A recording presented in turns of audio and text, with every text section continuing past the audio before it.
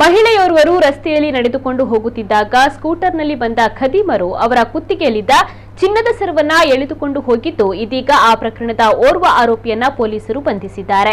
ಮೊಹಮ್ಮದ್ ರಾಶಿಕ್ ಬಂಧಿತ ಆರೋಪಿ ಆಗಸ್ಟ್ 9ರಂದು ರಾತ್ರಿ ನಗರದ ನ್ಯೂಫೀಲ್ಡ್ ಸ್ಟ್ರೀಟ್ ರಸ್ತೆಯಲ್ಲಿ ನಡೆದುಕೊಂಡು ಹೋಗುತ್ತಿದ್ದ 65 ವರ್ಷ ಪ್ರಾಯದ ಮಹಿಳೆಯ ಕತ್ತಿನಲ್ಲಿದ್ದ ಚಿನ್ನದ ಸರವನ್ನ ಸ್ಕೂಟರ್ ವಾಹನದಲ್ಲಿ ಬಂದು ಎಳೆದುಕೊಂಡು ಹೋದ ಬಗ್ಗೆ ನೀಡಿದ ದೂರಿನಂತೆ ಮಂಗಳೂರು ಉತ್ತರ ಪೊಲೀಸ್ ಠಾಣೆಯಲ್ಲಿ ಪ್ರಕರಣ ದಾಖಲಾಗಿತ್ತು.